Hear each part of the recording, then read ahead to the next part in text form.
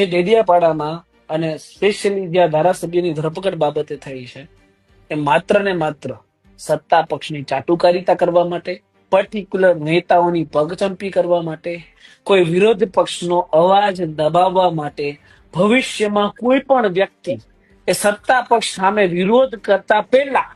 50 વાર વિચારે એ પ્રકારની કામગીરી છે.